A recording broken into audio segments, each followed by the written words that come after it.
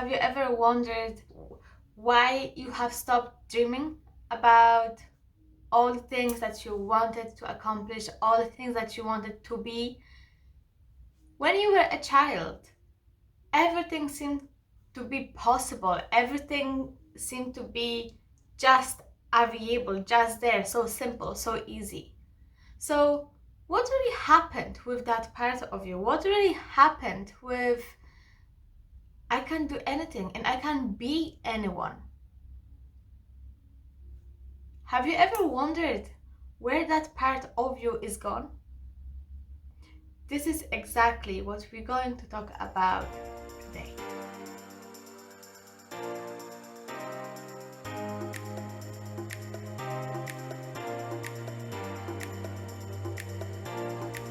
Hi everyone, it's Sylwia here. Welcome to my channel. So today we will be talking about your dreams, about your childhood, and what happened to those dreams. What happened to this part of you who had so many dreams, so who had so many plans, and now you're left with this life far away from what you wanted, far away from what you dreamed of. So have you ever wondered what happened to you? Have you ever wondered why have you lost your dreams? What happened to that part of you where you believed everything was possible, when you believed you can be and achieve and have anything you wanted, when everything just seemed so easy, so simple? Have you ever wondered what happened in between that part and now you today? Why have you lost your dreams? Why have you lost your magic? Why have you lost your self that believed you can be anything? We all had some vision for ourselves when we were little. We all had so many dreams. We all said we're going to do this and be that, and nothing seemed like too hard, too difficult, impossible. None of that existed in our dictionary. We didn't have that. We believed we could be anything. And then something happened. Usually it's not only one event. Usually it's like event after event, situation after situation, when we're waking up and feel completely disconnected, feel completely lost in who you were or who we were, and then who we are now. And then you hear all this talk on especially on social media about come back to yourself, be authentic self, do the work, come back to yourself, who you really are. And it's interesting to see that all this reconnection, all this healing, all this process of becoming who you really are is actually coming back to who you were when you were a child. It's so interesting to see all this process, all this change, all this healing, all this reconnecting, be authentic, the real self. Is all about who you were when you were a child. It's really you coming back home to yourself, to the person that you were when you were 3, 4, 5. How is that even possible? How come we have been losing ourselves? We have been losing our identity because of what happened? How do we do that? So there's loads of reasons why you lost connection. There's loads of reasons why you feel disconnected from yourself. Number one, and the main one, is childhood trauma.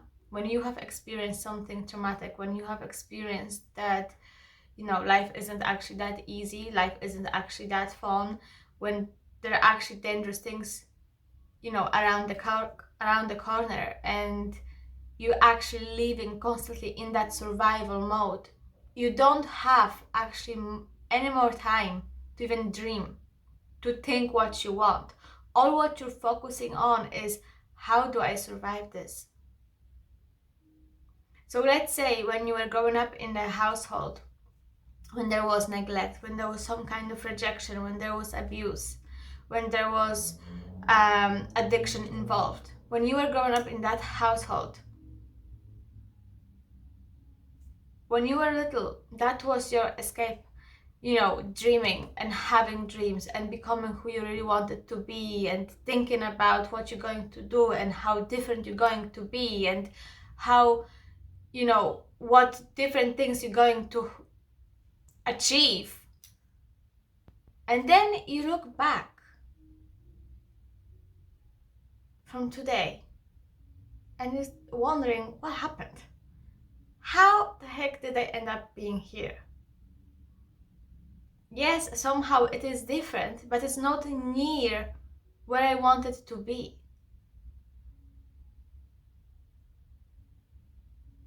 And that is because you have been living in survival mode, because you've been living that the trauma you haven't healed, because you believe that things that happened to you can happen again. So you're constantly living in the past. And that mindset, that, being programmed like that, yes, you heard me, programmed, it's actually deep down in your subconscious mind. For you to change, for you to really start seeing yourself, who you can be, and coming back to yourself, coming back to your authentic self, coming back to who you really are, and not worrying about what people will think about you. Is this the right thing to do? Is this the thing that I should be doing? Is that what is expected from me? Will I get rejected if I will become this person? All of that will not matter if you would connect with yourself. But somehow that disconnection happened. That's somehow that, that part that believed that everything is possible, now it's gone. It's because you have lived so far in your survival mode. You are not living. And all of that happened because of your childhood trauma. Rejection, neglect, abandonment, injustice. All of that will and have affected you, would cause you really disconnect from who you meant to be, who you are, in order to survive. So basically, you did everything what you could to actually survive. You did everything to your best to survive. So if your trauma is being programmed in your subconscious mind, if you've been living your life in your survival mode, basically not conscious at all, but out of your subconscious programming, how can you change now? How is it possible to reconnect with yourself? How is it possible to reprogram your subconscious mind? How is it possible to change anything now, to heal your trauma? And this is where your consciousness plays a huge role. This is where your consciousness, your awareness, plays the bigger role. So before you can, and before you would change anything, you will have to become aware what happened to you. That means switching off the autopilot mode, and that means actually noticing paying attention, and acknowledgement of what happened to you. So not minding anybody about this, not minding, but if I will say what happened to me out loud, for myself, I might hurt my parents, and knowing that I have hurt my parents because of what I have experienced, I prefer not to do that. So really, you prefer to mind others and neglect yourself, because when you are a child, you have not developed the skill to think from a bigger perspective than yourself. So if anything went wrong in your childhood, if anything happened to you that you didn't like, anything that happened to you that hurt you, how you have processed that is that, okay, if this has happened to me, obviously there's something wrong with me. There must be something wrong with me. Once again, that deep belief is being programmed in your subconscious mind. So even now, when I'm asking you to stop for a second and acknowledge what really happened to you, and with the feeling inside you says, oh no, I shouldn't be doing that, I can't really say it, I can't be really honest with myself because I might hurt my parents and I don't want to blame them, you're automatically being an autopilot. It means this conversation is actually triggering something in you. It's actually activating your subconscious mind, your subconscious behaviors that you have developed a long time ago. This isn't about blaming. This isn't about, finger pointing. This isn't about telling what other people did and how bad they did and how badly they have hurt you. This isn't about that at all. This conversation is about being honest with yourself. It's about acknowledging how you really felt. What really happened to you? How much you have been hurt? And for how long you actually were carrying this pain, this suffering by yourself on your shoulders, which then affected you, how you perceived yourself, how you perceived world, how you perceived your life, everything. So what I'm asking you is just to stop for a second and to really reflect on what happened to you, to really reflect on your own experiences, your own feelings, and see how that feels. Painful? Yes. Good.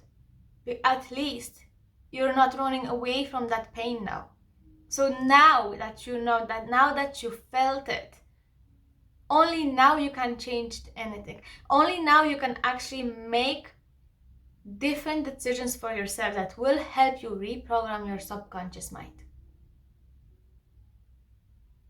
But until you will allow yourself to acknowledge what really happened, you won't change. Because you can't. And it's not because you don't have the capacity to do it. It's because you can't change without adding another layer to what really happened.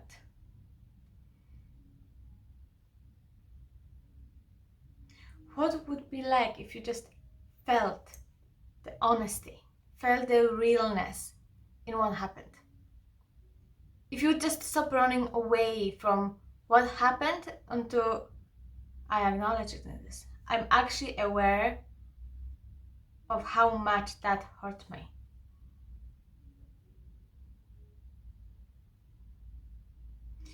When you do that, you're actually getting out of your survival mode, because to do that, you actually need your conscious mind to play a huge role.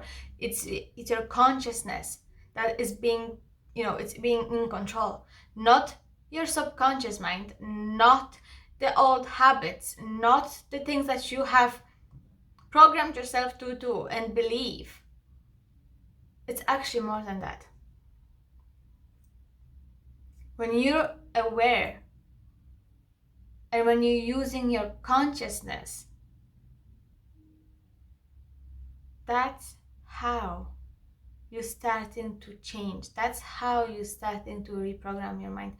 It's using your consciousness. The minute you become fully aware of what happened, the minute you will allow yourself to become fully aware of your emotions, of your story, of your experiences, not running away from that anymore. Yes, it will be painful, but it's nothing new. It's actually nothing that you haven't experienced before. And on top of that, if you have experienced that and survived it since you were a child, look at yourself today. You're an adult. It means you can have different awareness. You can have a different perspective. You can heal yourself from an adult perspective. It's about reparenting yourself. It's about coming back. It's like, oh my God, I was a child and I experienced that. And I never told anyone about it. But yet, it happened to me. I survived. Now I'm choosing not to survive anymore. I'm actually choosing to be alive. And that's what I want. I actually want to feel alive. So I want to rescue my inner child. I want to rescue myself when I was a child and allow my inner child to feel loved and feel like he or she can do, once again, incredible things just because she believes or he believes that I can.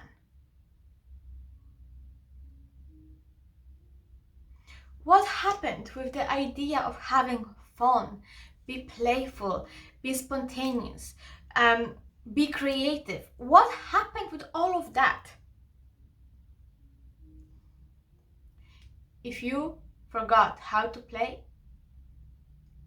it means you're in your survival mode. If you don't know how to have fun anymore, you're in your survival. When you feel like I'm not creative, no, I don't know how to be, you're in your actually survival mode. So it's enough of that. Allow yourself to reconnect with your inner child. Allow yourself to have those dreams. But you can only do that when you will start to be authentic with yourself, when you will be honest with yourself. You can always convince your mind about anything. The minute you will have, certain thoughts or, over and over again, the same thoughts will generate then the same feelings, you will believe it. But you can never ever lie to your body. You can't tell your body, this is not what you should be feeling, that's what you should be feeling. It's never going to happen. You can't lie to your body, but you can lie to your mind. So use your body as your guidance. Use your body to help you heal. Because that's where the whole trauma happened. It's actually not exactly what happened to you, but what happened to you inside while your trauma was happening. This isn't about what happened to you and to blame others. It's about acknowledging what happened to you. And as a result of that event, how and what was going on inside you because of that. And this is your core acknowledgement about this. It's your, trauma isn't about what happened to you. It's about what was happening inside you when trauma was happening. Because that concept is allowing you and really allowing you to see your huge power with the healing process. You don't need to come back and try to rebuild or try to get something from the person who abused you. You actually can heal yourself without them. Because trauma isn't about what happened to you. It's about how you responded on that trauma. So being authentic, being honest with yourself, really allowing yourself to feel, being aware, being conscious of your decision making. All of that combined together will get you actually to change, will get you to heal. It's a process, yes, but it can be an enjoyable process.